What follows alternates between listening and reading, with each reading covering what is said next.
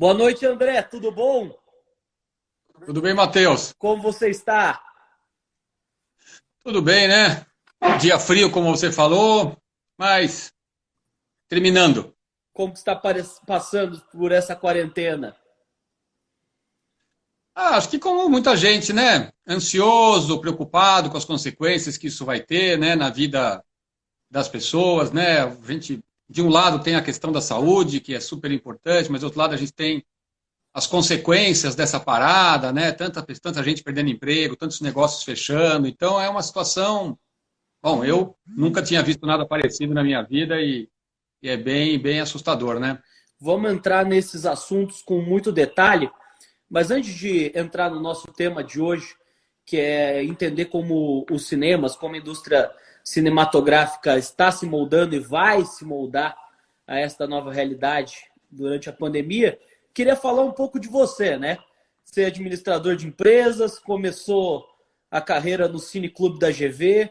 Como que foi isso de ir para o cinema e como que foi toda essa história, que eu acho muito interessante. Obrigado. Eu, enfim, na minha infância, o cinema sempre teve muito presente. Meus pais sempre me levavam. Enfim, foi uma coisa que fez muito parte. Mas, quando eu era jovem, cinema não fazia parte da vida profissional de ninguém. Então, eu acabei indo fazer faculdade de administração de empresas, de economia. Mas o destino quis que eu fazia GV. Um dia tinha lá uma plaquinha: venha participar do Cineclube da GV. E eu tinha tempo livre, fui participar. E eu descobri esse mundo que muito pouca gente conhece, que é o mundo da distribuição de filmes, da programação de um cinema, da administração de um cinema. E fiquei apaixonado por isso. E aí, acabei a faculdade, naturalmente, mas acabei entrando para o mundo do cinema e decidi montar uma distribuidora de filmes em 1989, a Pandora Filmes. Naquela época a gente não tinha essa quantidade de distribuidoras, a gente tinha um leque de opções muito pequeno de filmes aqui em São Paulo, tinha muito cinema, mas pouco filme diferente. E aí fiz filmes, participei de muitas associações de cinema, abri salas de cinema, salvei salas de cinema, tive um trabalho na área cultural, dirigi o MIS, enfim, não vou ficar aqui falando muito. Mas basicamente você passou por tudo: distribuição, produção, direção, gestão pública. É uma carreira muito completa na indústria, né? Obrigado, mas com certeza acho que tenho uma experiência bem ampla no mundo do cinema, né? Todos os lados do cinema, e também na gestão pública e na gestão cultural, né? O período que eu fiquei no MIS era uma instituição, vamos dizer, terceiro setor, né? Não era governo. Perfeito. Primeira pergunta para a gente começar aqui o bate-papo. A gente está vendo a crise do coronavírus, ela sem dúvida atinge todos os setores da sociedade, né? Do botequim à fábrica. Só que o setor de entretenimento, sobretudo cinema, você precisa inevitavelmente de plateia, né? Inevitavelmente que várias pessoas estejam numa sala para você ter uma escala para rodar ali. Como que você vê hoje que é a situação dos cinemas com a situação do coronavírus? Você vê que isso pode, independente da quarentena, isso pode prolongar por mais tempo? Como que é a situação das empresas hoje, das distribuidoras, da indústria como um todo? É uma situação realmente muito ruim, né? O setor cultural, de maneira geral, e o setor do cinema, foi o primeiro setor que literalmente foi a zero, né? Não é querer dizer que nós temos uma situação mais difícil do que as outras, mas efetivamente todos os cinemas, teatros, casas de show, enfim, todo esse setor cultural foi o primeiro que fechou totalmente. E nós não temos muito como fazer delivery, né? Não tem. São outras empresas que fazem o delivery cultural. Nós somos o lugar para ir. Então, realmente uma situação muito complexa. E com certeza os cinemas e os teatros, mas os cinemas, estamos falando aqui de cinema, deverão ser das últimas atividades a voltar. Então, e uma sala de cinema, um complexo de cinemas, as duas principais despesas são o aluguel e a folha de pagamento, porque uma sala de cinema emprega muita gente. Quem vai no cinema sabe disso, né? Tem o porteiro, tem o bilheteiro, tem o segurança, tem a limpeza, enfim. Então é uma situação complicada. A gente já está fechados há 2 meses, vai fazer 3.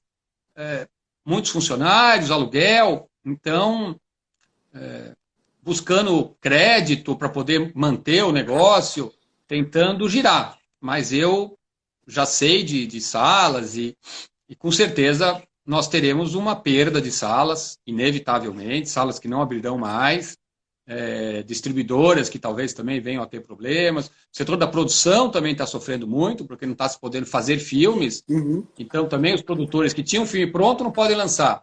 E também não podem começar a produzir um filme novo. Então o setor do cinema está seriamente prejudicado e, enfim, vejo com muito pessimismo o que vai acontecer no setor. O próprio setor passou por muitas mudanças nas últimas 4 décadas, sem entrar no ponto da distribuição, mas só no ponto das salas, né? Que é a saída do cinema das ruas, da relação com o cinema que ele tinha direto com a cidade, para os cinemas indo direto para os shoppings, né?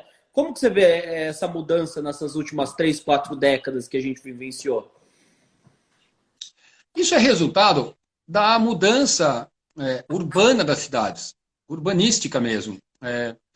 Os cinemas de rua eram cinemas grandes, então eles ocupavam uma grande área. Quando aquela região onde está aquele cinema se valoriza, o cinema não tem como competir com diversos negócios. Então fecha, porque vai construir um prédio em cima, ou porque vai abrir uma concessionária de carro, enfim, negócios que têm rentabilidade maior.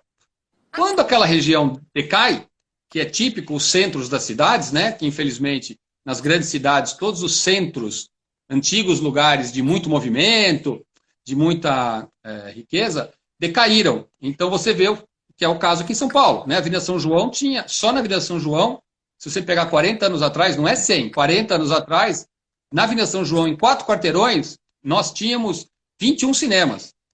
21? Fechou tudo. Né? Fechou tudo. E ao redor ali, a Avenida Ipiranga, só sobrou o Marabá na Avenida Ipiranga, mas na São João ficou um lugar perigoso. As pessoas não residem muito mais ali. Então, o cinema de rua acabou transferido para os shoppings. Os shoppings também cresceram muito, né? 40 anos atrás o comércio de rua era muito mais forte.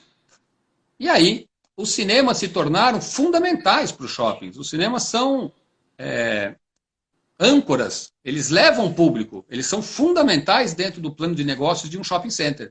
Por isso que quando você vai num shopping center, o cinema sempre é no último andar, é lá no fundo, que é para forçar o consumidor a passar pelo shopping. Você nunca vai num shopping e o cinema está logo na entrada. Ele sempre fixa, tem que subir várias escadas rolantes. Muitas vezes, inclusive, você pode ver que é difícil achar o elevador para ir para o cinema, porque né, o shopping quer que a pessoa passe pelo shopping. E você sentiu que isso mudou um pouco na forma que as pessoas têm uma relação com o próprio cinema, ou você acredita que isso é só uma mudança urbana mesmo, urbanística? Acho que muda, né? Se você pensar também, 50 anos atrás, as opções culturais eram menores. Uhum. Então, o cinema tinha um peso como diversão mais expressivo. De outro lado, eu acho que a relação do público com o assistir filme permanece a mesma. Quando eu estava começando a minha vida no cinema, lá no Cineclube, no comecinho, eu me lembro de ler vários artigos de pessoas muito especializadas que diziam assim, o cinema está condenado a acabar. Porque agora, vejam só, temos essas lojas perto da casa, você vai lá, aluga uma fita de vídeo, leva para sua casa, vê na hora que você quer, não pega trânsito, não paga estacionamento. Eram as videolocadoras e as fitas de vídeo. Ninguém tem fita de vídeo mais, locadora já acabou e os cinemas estão aí. Isso foi a mesma conversa quando surgiu a TV a cabo, depois quando surgiu o DVD, depois por causa do streaming. A experiência de você assistir o filme numa sala com mais gente é diferente de você assistir um filme na sua casa com alguém que você goste, né? Então eu não tenho dúvida de que a experiência ir ao cinema ela é muito particular. E as pessoas, claro, não todas, mas muita gente continua gostando. Essa seria... Eu gostei desse gancho que você falou das locadoras e agora do streaming. Saiu um artigo na Ilustríssima da Ana Paula Souza que ela tem uma visão muito pessimista em relação a qual é o futuro do cinema agora após o corona. Até o título é Coronavírus vai marcar o fim de uma era no cinema. Você acredita que essas mudanças que a gente estava vendo já com o streaming entrando muito forte, produções originais vindo para o streaming, que você não via isso muito forte no home video. Universal lançando o Troll 2, superprodução direto no streaming, vai afetar muito a relação que as pessoas têm com o cinema? Com todo respeito à Ana Paula Souza, eu gosto muito dela, minha amiga querida, mas assim, as pessoas esquecem, elas acham que o que está acontecendo hoje é sempre a primeira vez na história. Quando tinha locadora e tinha VHS, eram lançados no Brasil cerca de 300 títulos por ano nas salas de cinema. E eram lançados cerca de 2.000 títulos no vídeo. Portanto, 1.700 eram direto para o vídeo. Nunca ninguém falou isso. Você já viu isso? Não. Entendeu? Então não tem nada de diferente. O streaming é o substituto da locadora. Mais agradável. A locadora você tinha que sair de casa, caminhar. Tudo bem. Pior depois era devolver o filme. Né? Rebobinar e assim por diante. Hoje no streaming é uma locadora na sua casa. Você entra lá, escolhe o seu filme. Não se compara. Eu vou te dar um outro exemplo, um outro paralelo. Jogo de futebol. Não agora, naturalmente, mas antes do coronavírus, se você tivesse TV a cabo na sua casa, sábado, das 8 da manhã às 10 da noite, sem parar, tinha jogo de futebol ao vivo. Da brasileiro, paulista, carioca, japonês, coreano, holandês. Os estádios estavam lotados. São duas experiências completamente diferentes. Assistir um jogo de futebol na televisão e assistir um jogo de futebol no estádio. Né? É a mesma coisa no cinema. O que compete com o cinema é o teatro, é o show de rock, é o restaurante, é a sinfonia, que é o programa de sair de casa. É que nem você, senão você podia dizer para mim que, porque agora tem essas empresas que fazem delivery de moto, vão acabar os restaurantes? Claro que não. Não substitui o prazer. Aliás, para mim, a coisa que eu mais sinto falta é ir num restaurante. Porque eu não vou num restaurante para comer. É uma experiência. Né? Tem um restaurante que eu gosto que está vendendo para você levar. Outro dia eu comprei lá. Não tem comparação. A comida é boa, mas a experiência de você ser servido naquele prato, de um certo jeito, certas coisas não tem como você enfiar numa quentinha e levar para casa. Então, é a mesma coisa no cinema. Não tenho a menor dúvida. Claro que nós vamos, como eu falei, eu acho que vai ter uma quebrada aí, vão ter cinemas que não vão abrir, vão ter distribuidoras que vão ter dificuldade. Acho que vai demorar um pouquinho para recuperar, mas eu não tenho a menor dúvida que daqui a pouco as pessoas vão estar levando suas vidas como sempre levaram. Eu concordo plenamente com você, apesar de não ter um conhecimento da indústria tão forte como você, que eu lembro que no dia do meu aniversário, dia 16 de novembro do ano passado, eu fui no Belas Artes para assistir o Irlandês, porque era, eu acho que uma das últimas exibições, e o filme ia estar no streaming na terça-feira, mas eu fiz questão de gastar 3 horas e meia para estar sentado lá e ter a experiência de estar no cinema. Então você acredita que isso é insubstituível? São duas experiências diferentes. Tem dia que você não quer sair de casa. Ou porque você está com frio, ou porque você está com preguiça, ou porque você não fez a barba, sei lá, você não está afim de sair de casa. Aí o que você vai fazer? Você vai pedir comida delivery, você vai assistir filme no streaming, ou você vai ler um livro. Programa em casa. Tem dia que você quer sair de casa. Aí o que você vai fazer? O que eu posso fazer? Vou no Cine Belas Artes. Vou no museu. Tem um show do YouTube. Vou no restaurante. Então, assim, programa indoor, programa outdoor. Como eu estou te dizendo, eu comecei no Cineclube em 1984. O cinema ia acabar por causa do VHS. O VHS já acabou. Quando saiu o DVD, então, gente, eu me lembro de ler de novo especialistas fazendo artigos enormes. Não, porque o DVD é muito... Imagina, o DVD tem extras. Por que eu vou no cinema se eu posso ver extras no DVD? Eu nunca conheci ninguém que viu extras. E acabou o DVD. Entendeu? Quer dizer, acabou. Eu tenho DVD na minha casa porque eu sou um colecionador. Mas como negócio, o DVD não existe mais. E como que você vê esta questão aí que... Vamos aproveitar para desmistificar muita coisa que a gente acaba vendo no debate público, que eu estou gostando dessa linha. Uma questão de... Eu acho que de uns anos para cá, quando a gente começou a ter um aumento de muito forçado pela Disney na produção de filmes super-herói muito grande. Você começou com vários críticos e um monte de pessoas no debate público dizendo que o cinema estava sendo vulgarizado, você já não tinha mais espaço para as outras obras. Como que você vê isso? Você que ainda trabalha trazendo uma série de obras aí que acabam não estando tão forte no circuito comercial. Eu não tenho nada contra nenhum filme. Eu acho que todos os filmes têm que passar e todos os filmes cumprem uma função. Quando estreia aí o Homem-Aranha contra o Superman, o Batman número 14, o Velozes e Furiosos número 9, esses filmes são importantes porque eles mobilizam plateias.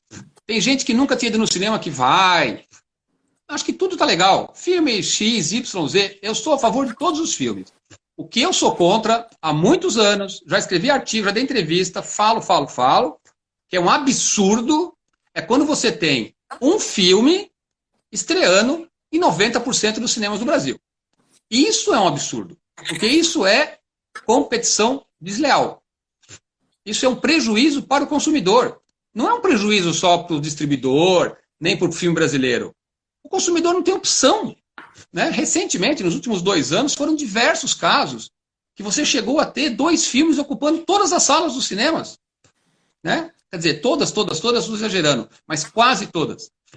Em janeiro desse ano, a gente tinha 3 filmes que ocuparam todas as salas de multiplex do Brasil. Não é razoável. Isso não é razoável e não é necessário. Isso é um modo de exploração do mercado que é ruim para o próprio mercado. Tanto que já estava mostrando sinais de esgotamento. Então, assim, volto a dizer, por mais que eu possa não gostar de vários filmes, eu não usaria a palavra vulgarização que você usou, mas nada contra, mas assim, eu não usaria essa palavra. Só estou replicando minha questão, os jargões. Claro. Isso eu não tenho problema nenhum. Eu não tenho nenhum problema que as pessoas queiram ver filmes simplórios, que passem filmes simplórios. O que não é justo, o que não é positivo, é você ter um filme sozinho com 75% das salas do Brasil e 3 filmes com 95% das salas do Brasil. E digo por quê? Porque isso é contra o capitalismo. Nos Estados Unidos isso não acontece. Aqui no Brasil, anos atrás, a Nestlé comprou a Garoto, chocolate. Cá entre nós, chocolate não é exatamente um mercado prioritário, nem uma necessidade da população. Pois bem, o CAD, que é o órgão brasileiro responsável por impedir concentração de mercado, não deixou a Nestlé comprar Garoto, mandou devolver, porque juntas elas teriam 70% do mercado de chocolate. Ora, se não pode ter 70% do mercado de chocolate na mão de uma única empresa, como é que pode ter 75% do mercado na mão de um único filme? É óbvio que não pode. Até porque um chocolate, quando você come um chocolate, você come um chocolate. Quando você assiste um filme, você pode sair de lá com vontade de usar aquela roupa, de visitar aquela cidade, de comprar aquela comida, de ouvir aquela música, de comprar o livro. Ou seja, assistir um filme não é só o bilhete que você paga. Tem uma série de consequências na sua vida. Então é óbvio que você não pode ter um monopólio de filmes como a gente tem, infelizmente, no Brasil. E você sente que isso acontece porque ou você tem uma demanda tão grande e uma quantidade de salas que não é suficiente para você fazer a diversificação, ainda mais quando a gente tem essas grandes estreias, ou existe algum problema de advocacia da concorrência, onde você tem uma concentração muito grande, seja de distribuidora, seja de salas, e acaba o que a gente acaba vendo eu como economista, de um mercado de formação assimétrica? Existe alguma falha de mercado muito forte? Fortíssima falha de mercado. Falta uma regulamentação do mercado. Claro que há casos que realmente um filme ou outro que tem uma potência de entrada que justifica. Mas a enorme maioria é para impedir a concorrência. É só pegar os números. Você pode dar uns exemplos, André? Eu não vou falar título de filme para não parecer perseguição. Mas assim, filme X, eu acompanho os números, porque assim, quem é do mercado tem acesso aos números todos os dias, e quanto está fazendo cada sala. Uhum. É muito comum você ter um filme ocupando 3 salas do mesmo complexo, na terceira sala ele fazer 90 pessoas no final de semana. Agora, por que é feito assim? Porque na hora que você ocupa o mercado dessa maneira, a distribuidora impede a concorrência. Então, assim, você quer ir no cinema levar o seu filho, só tem este filme para ver. eu criei o paradoxo Tostines, da concentração de mercado. Né? Você não é tão idoso quanto eu, mas deve lembrar. Tostines vende muito porque está sempre fresquinho, ou Tostines está sempre fresquinho porque vende muito? Não é verdade? Muito bem. O paradoxo nas salas de cinema tem tanta cópia porque tanta gente quer ver o filme, ou tanta gente vai ver o filme porque tem tanta cópia? Perfeito. Essa é a questão. Você não tem opção, você vai ver aquele filme. Além do que, quando você lança um filme com 2.000 salas, você pode fazer muito mais propaganda, gastar mais com propaganda. Quando você lança um filme com 10 salas, você pode fazer só um pouquinho de propaganda. Não tem você escala, desaparece. Né? Não tem escala. Então, evidentemente, é um caso de exploração predatória do mercado. É algo que já devia ter sido tomado providência. Infelizmente, nunca foi tomado. Por quê? Porque os pequenos exibidores, os pequenos distribuidores, ou mesmo os médios exibidores, morrem de medo de comprar uma briga pública e ficarem sem os filmes dessas empresas. Então, nunca ninguém entrou com um processo no CAD, um processo na Secretaria de Direito Econômico, para questionar isso. É evidente que está errado. Se chocolate não puta 70%, como é que filme pode? Perfeito. E indo um pouco aí, voltando para a questão de salas e saindo um pouco das distribuidoras, né? A gente viu um trabalho maravilhoso que você fez nos últimos anos de conseguir manter o Belas Artes fechados com todas as dificuldades. E eu como frequentador assíduo, não consigo imaginar a começo da Consolação com toda aquela feiura típica de lá, sem o Belas Artes, sem o Riviera ao lado, sem a pontinha embaixo, porque de fato é uma coisa que você não consegue imaginar a cidade sem. Como que, você pode contar como foi esse processo e como que você vê a situação agora? Então,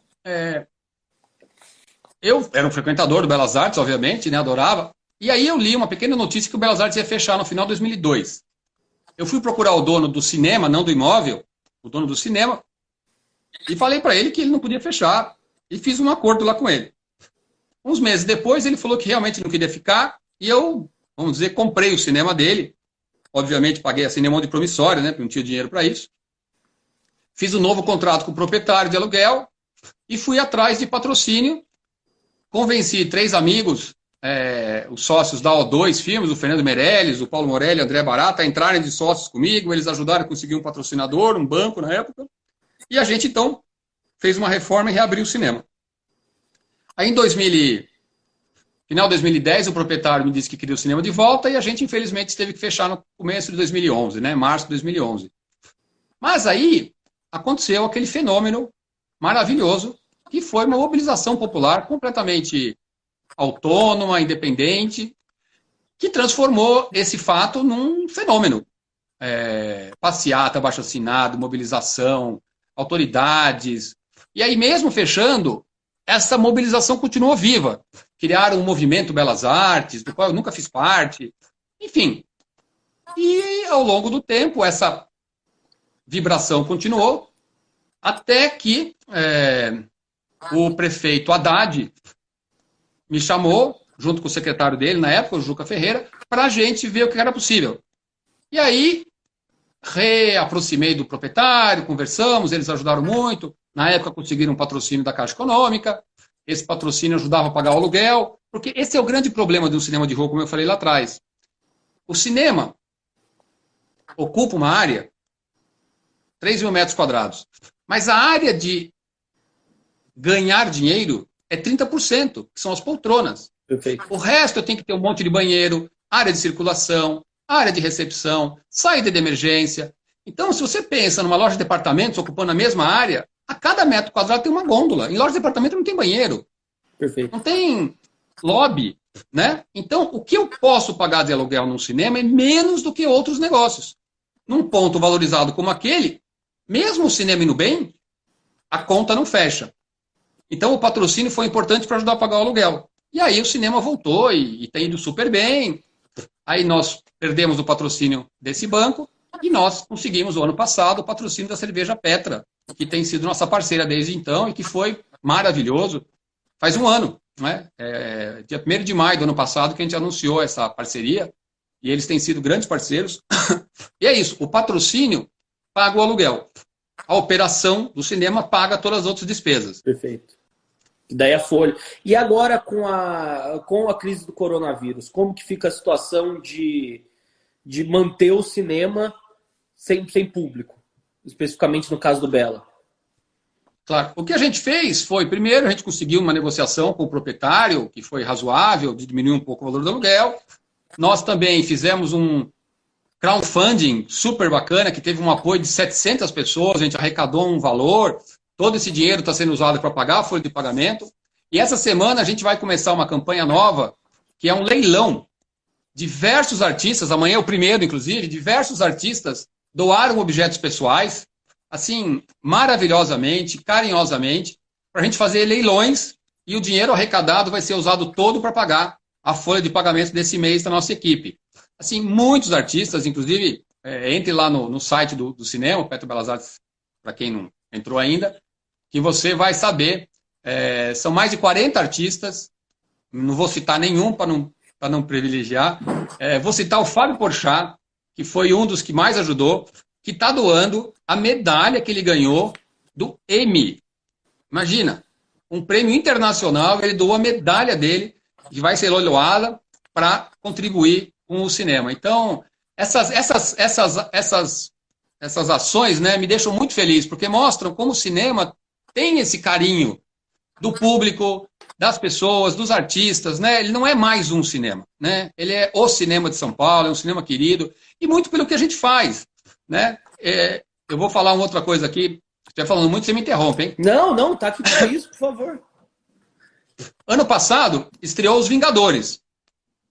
E foi exatamente aquilo. 90% dos cinemas do Brasil, 90% dos cinemas do Brasil estavam passando Vingadores. E meses depois, nós não passamos. Eu confesso para você que na segunda-feira me reuni com a Juliana, que é minha programadora, e a gente ficou, põe o Vingadores, não põe o Vingadores. Põe o Vingadores, não põe. Vai dar dinheiro Vingadores. Será que... Mas eu falei, aqui não é lugar do Vingadores, e não pus o Vingadores.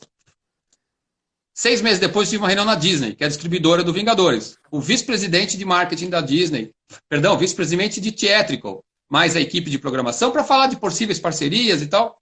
E aí eu comentei, você sabe que lá no Belas tem uma personalidade e tal. A gente não passou Vingadores. E o cara me falou assim, fiquei admirado, e eu admiro a sua posição. Você foi o único exibidor do Brasil que não passou Vingadores. Então essas coisas dão para o Belas Artes uma cara e um respeito do público que é muito valioso, né? Com certeza, não, sem dúvida, sem dúvida. É aquele negócio de pensar mais no longo prazo do que no curto prazo, né? Exatamente, né? Boa parte do público do cinema, eu nunca fiz uma pesquisa matemática, mas só de ficar ali na bilheteria, eu te diria facilmente 30% a 35% do público decide o filme na bilheteria. Né? Por quê? Porque a pessoa sabe que lá tem pelo menos 12 ou 14 filmes que ela vai gostar. Pode ser que ela tenha visto 3, que ela não queira ver 2, mas ela vai encontrar. Então ela sai de casa para ir no Belas Artes. E lá ela decide o filme dela. Né? A gente tem uma curadoria muito particular, a gente tem uma personalidade, uma cara. A gente tem o Noitão, que é um patrimônio de São Paulo hoje. Né? Quem não sabe, o Noitão é uma programação uma vez por mês, começa à meia-noite, vai até às 6, 7 da manhã. São 3 filmes com intervalo. Enfim, então são atributos. Acaba. Exatamente, a gente dá café da manhã para os sobreviventes. Eu confesso que nunca consegui chegar até o fim no Noitão. Eu lembro que eu fui quando teve do Paul Thomas Anderson, que era a estreia do Vice-Inerente, eu assisti o primeiro, fui pro segundo, dormi. Fui pro terceiro, dormi. Eu não consegui ver. Mas, André... Mas sabe que hoje, 80% das pessoas ficam até o final. É impressionante. É mesmo? É impressionante. As pessoas ficam até o final. Pode ser que durmam, não sei, mas a grande maioria fica até o final. É um programão. Não, é maravilhoso o Noitão. Mas agora, saindo um pouco da nossa realidade de São Paulo, né? E indo um pouco pensando na sua visão como formulador de política pública, gestor público, como que você vê o desenvolvimento do cinema nacional nos últimos 20 anos? A gente vê, por um certo lado, uma maturidade nas produções, mas, por outro lado, uma certa crítica por vários setores da sociedade, que é, ó, a gente é um país que não conseguiu resolver problemas básicos, né? E destina dinheiro para a produção de filme. Como que você vê isso? Como que o Brasil está em relação ao mundo e como que a gente vem amadurecendo nesses pontos? Eu acho que se você pegar a produção brasileira do século XXI, de 2000 para cá, o Brasil tem uma das melhores produções do mundo. Claro, pegando o todo. Não é pegar um filme isolado do outro. Uhum. Mas assim, começo dos anos 2000, Cidade de Deus, Olga, Lisbela e o Prisioneiro, Carandiru, Dois Filhos de Francisco, Cazuza, Andando no Tempo, Bingo, a Vida do João Carlos Martins, Pedro Malas Artes. Enfim, a gente tem uma produção de filmes muito boa. Além disso, você tem essas comédias que fizeram sucessos estrondosos, né? Minha Mãe é uma Peça, De Pernas pro Ar, Candidato, como é que é? Se a Sorte... Antes que a sorte Enfim, se separe, né? Isso, Antes que a Sorte nos Separe. São filmes divertidíssimos, são filmes que fizeram milhões e milhões de espectadores, Tropa de Elite, né? E aí, filmes que têm uma qualidade de produção, né? Cenografia, direção, atuação, enfim, tudo. Aí você pega no exterior. Nos últimos anos, o Brasil tem uma presença constante nos principais festivais do mundo. Ano passado, a gente conseguiu um fato inédito na história do cinema brasileiro e que eu acredito que pouquíssimos países já conseguiram. Nós tivemos um filme brasileiro premiado no Festival de Berlim, no Festival de Cannes e no Festival de Veneza, que é o Grand Slam do cinema. E 2 no Festival de Cannes, né? Não, pelo menos um em Berlim, pelo menos um em Cannes, pelo menos um em Veneza, no mesmo ano. Isso nunca tinha acontecido. Nós tivemos 2 filmes premiados em Cannes, isso nunca tinha acontecido. Então, assim, é um reconhecimento internacional, não sei o que estou falando, né? Fora inúmeros outros prêmios. E aí, quando você fala que tem pessoas que dizem que podia estar gastando esse dinheiro em outra coisa, elas estão completamente erradas. Porque o cinema brasileiro não sai do dinheiro do hospital, não sai do dinheiro da Bolsa Família, não sai do dinheiro do saneamento. Existe uma contribuição chamada Condecine. Então, todos os filmes que estreiam no Brasil têm que pagar essa Condecine. Seja no cinema, no vídeo, na televisão, em qualquer mercado. E as teles, as grandes operadoras de telefonia, como elas exibem conteúdo audiovisual, elas também pagam Condecine. Isso gera um bolo de dinheiro e 50% vai para a Ancine, que é a Agência Nacional do Cinema, e é esse dinheiro que produz cinema brasileiro. Portanto, não se pode dizer que o dinheiro de alguma outra coisa está indo para o cinema. Absolutamente. Porque é o seguinte, esse dinheiro é uma contribuição. Contribuição só pode ir para o que ela é destinada. E ela sai da própria atividade. Então, quanto mais filmes estreiam, mais Condecine tem. Não sai do imposto de renda, não sai do IPI, não sai do ICMS. O que me dá muito orgulho de defender a produção nacional. Ela tem qualidade, ela tem reconhecimento e ela é autossustentável. É o dinheiro da atividade sustentando a produção da própria atividade. Mas os próximos anos vão ser muito difíceis agora com a queda que a gente teve de receita muito forte em 2020, né? Sim. Eu até falei no começo para você. Além dos exibidores e distribuidores, os produtores estão sofrendo enormemente.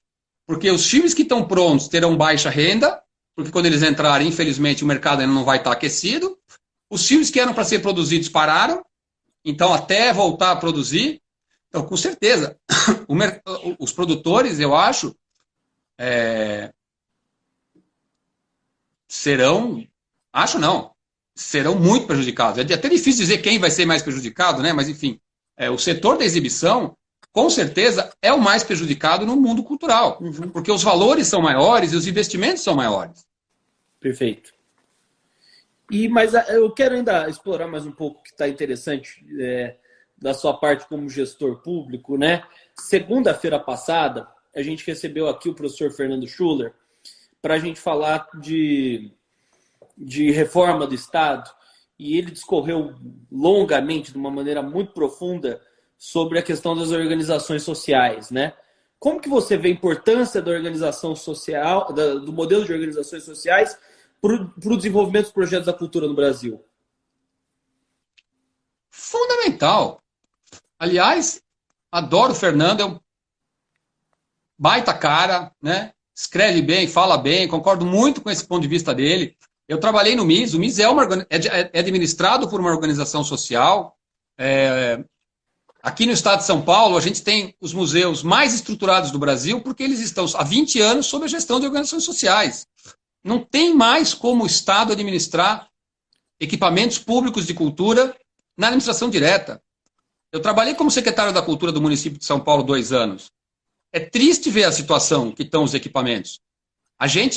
Eu me orgulho de dizer que eu reformei todas as casas de cultura, boa parte das bibliotecas, mas assim, é um trabalho que é insano, porque é dificílimo você conseguir fazer uma reforma, é dificílimo você conseguir comprar coisas, porque a administração pública hoje ela foi muito amarrada pela lei de licitação, pelos órgãos de controle.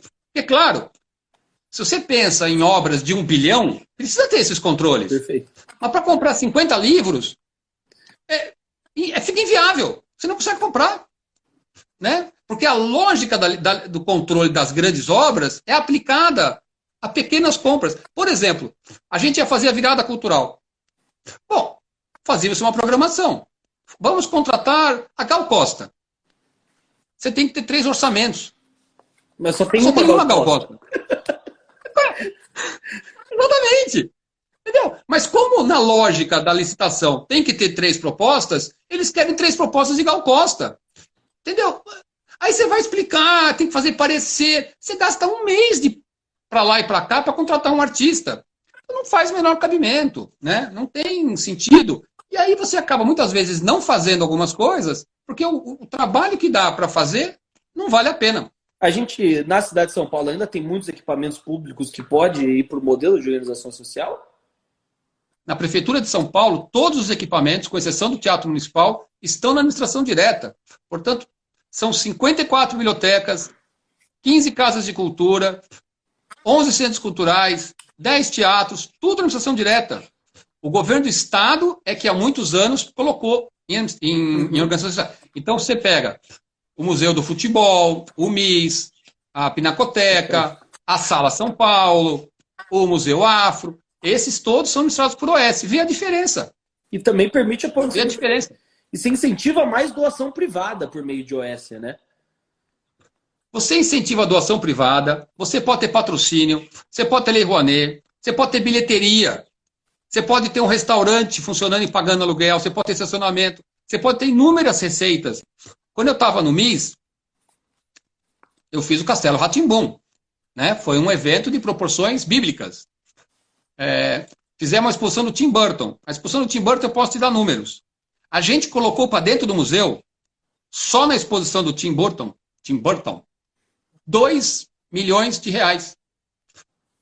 O orçamento anual do MIS, que o Estado dava, era 10 milhões. Ou seja, com uma única exposição, a gente conseguiu 20% do orçamento anual do museu. Então, o sistema de organização social ele é muito saudável. Por quê? Ele não é privatização, ele não é terceirização, né? Porque o Estado permanece com a diretriz. A OS faz a gestão, que o privado faz melhor que o público. Mas você não entrega para a OS fazer o que ela vai entender.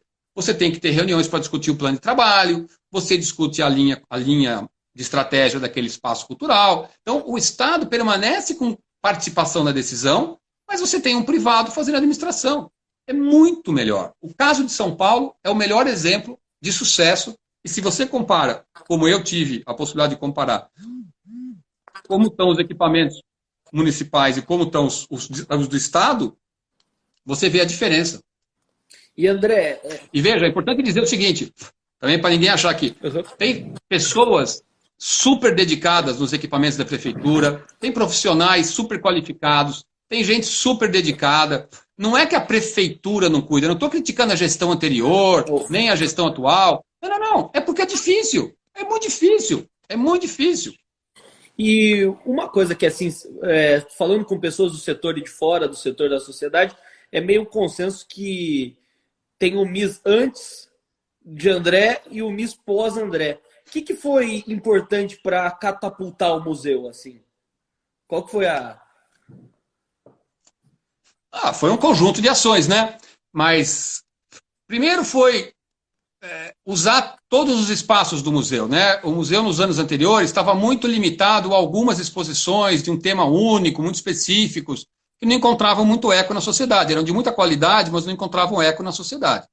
Então, a primeira coisa foi essa: vamos ter muita programação. Então, tinha cinema, tinha dança, tinha teatro, tinha programação infantil, tinha filme mudo com música ao vivo, tinha show de música, enfim, tinha de tudo. E vamos buscar exposições que possam realmente mobilizar o público. E quando eu fiz a entrevista com o conselho do museu, para ser contratado, né, eles me perguntaram, mas o que você vai fazer? Eu falei, vou falar o seguinte, eu tenho certeza que os senhores conselheiros desse museu, assim como todo mundo, já, para se referir a uma coisa velha e chata, disse, isso é coisa de museu. É verdade ou não é verdade? É verdade, muito bem. Do MIS, ninguém vai falar isso, o senhor vai ver. E foi isso que eu tentei fazer. Exposições que não tivessem uma cara de coisa velha, que não tivessem um peso. Exposições que fizessem com que o público, mesmo desconhecendo aquele assunto, saísse com vontade de aprender mais. Né? Que foi o que eu chamei de conceito de exposições imersivas. Né? Elas não são necessariamente interativas, mas elas eram imersivas. E aí,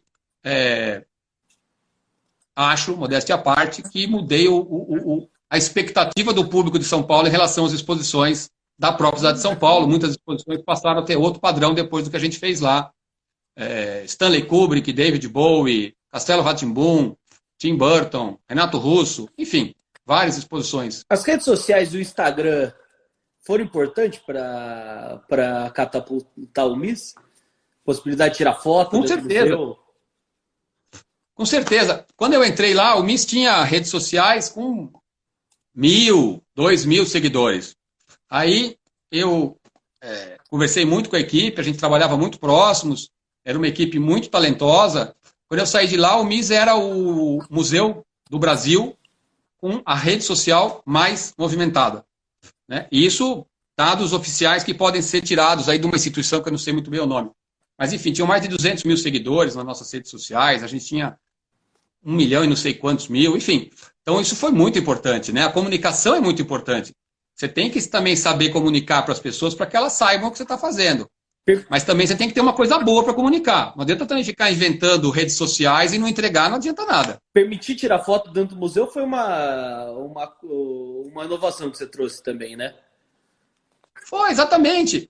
Foi na exposição do Kubrick. No primeiro dia, na abertura, eu estava andando, um monte de convidados, amigos, eu vejo um amigo meu, da minha idade, tirando uma foto, veio o segurança e falou, não pode tirar foto.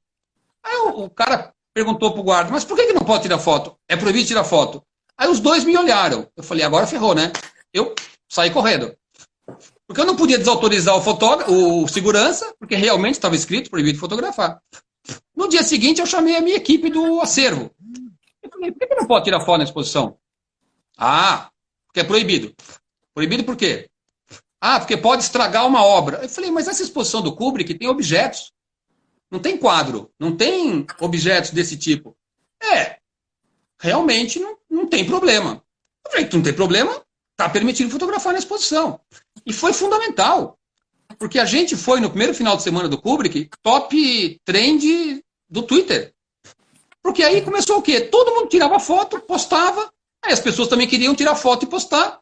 Você gera um círculo virtuoso, né? Mas nós fomos o primeiro museu de São Paulo a permitir tirar foto dentro do museu. Tenho esse orgulho. Não, André, muito legal. O bate-papo está muito bom, mas o nosso tema, até por limitações aqui da plataforma, está acabando. E eu fiquei impressionado. Como você é um otimista, né? A gente abre a imprensa, a gente vê uma série de clichês, né? Então, o cinema vai acabar, o cinema nacional não produz. Então, é muito legal a gente desmistificar isso e também apontar os caminhos, como a gente vem apontando, com o modelo de organização social, uma possibilidade de uma melhora regulatória aí, que a gente tenha no setor também. Mas só para a gente finalizar aqui, eu queria retomar o ponto de como as pessoas podem ajudar o Belas Artes agora, nessa fase de pandemia, e retomar a questão ali do sorteio que você falou. O crowdfunding já fechou, né? O crowdfunding já fechou, nós vamos fazer esses leilões de objetos pessoais de vários artistas conhecidos, artistas cult, artistas da TV Globo, artistas de televisão.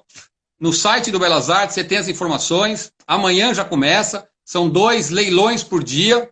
Sempre objetos pessoais. Tem desde livro autografado, prêmios, figurinos. É bem bacana. E quem puder ajudar vai ser incrível. Todo o dinheiro arrecadado com esse leilão será usado para pagar o salário dos funcionários dia 5 de junho. Então, quem puder ajudar vai ser maravilhoso. E qual que é o site? www? belasartes.com.br. Bom, mais uma propaganda que eu tenho que fazer aqui, que é o outro lado do nosso Belas Artes, que é o nosso streaming. Porque, Perfeito. como eu falei, eu acho que streaming complementa cinema e não compete. E a gente tem agora um streaming do Belas Artes, só com filme bacana, filmes que você não encontra no Netflix, não encontra na Amazon, que é o belasartesalacarte.com.br. Custa míseros R$ 9,90 por mês. Não dá nem para comprar 2 cafezinhos. Aproveitando que a gente tem um tempo, fala como foi a experiência de empreender no streaming depois de tantos anos aí na distribuição tradicional, no cinema tradicional. Como que tem sido a experiência para você? Tá sendo delícia, né? Porque o que eu mais gosto é de descobrir filmes, fazer programação, mas principalmente de oferecer para as pessoas a chance de ver coisas diferentes. Perfeito. E eu comecei a sentir que no Netflix, depois que você viu algumas coisas, você fica procurando.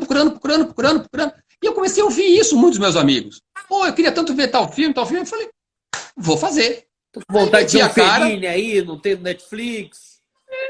Isso. Ou mesmo, não precisa nem ser. Assim, a gente tem esses filmes no nosso à la carte. Mas assim, uma comédia diferente, uma comédia francesa, um filme policial escandinavo, um filme dos anos 80, diferente. É isso que é importante. Não precisa ser filme búlgaro com legenda de tcheco. Basta ser uma coisa diferente, que não é aquele formato. E, de novo, Netflix cumpre seu papel. Não tem uma palavra contra. Mas tem gente, e eu acho que todo mundo devia, mas com certeza tem gente que quer diferente. belasartesalacarte.com.br, R$ 9,90 por mês. Não paga 2 cafezinhos. E bom também, porque tira boa parte dos cinéfilos que estão na informalidade, né? Que ficam procurando os filmes, Exatamente. Precisa recorrer à pirataria, precisa recorrer ao torrent, e muitas vezes não é por má intenção, por falta de consideração com o produtor, mas é porque eu não acho, eu não faço isso, mas a comunidade que não encontra isso em outro lugar. Então, parabéns, André, maravilhoso o trabalho que você vem realizando tanto na distribuição, tanto como no cinema e agora no streaming também. Obrigado, querido. Parabéns aí pelo seu programa também. Obrigado pelo convite e espero ter contribuído aí para quem assistiu. Eu que agradeço você de estar aqui com a gente. Estamos aqui sempre segunda a sexta, entre as 8 e 9 horas para conversar. Amanhã vamos ter um bate-papo super especial com o Felipe Morosini sobre o futuro do Minhocão para a cidade de São Paulo. Então, vira parque, desmonta, o que a gente faz com ali. Então, me sigam, sigam o André também, participem do leilão e assinem o streaming Belas Artes à la carte, que, como ele já disse, é mais barato que 2 cafezinhos. Muito obrigado, André. Obrigado você, grande abraço. Até mais. Tchau, tchau.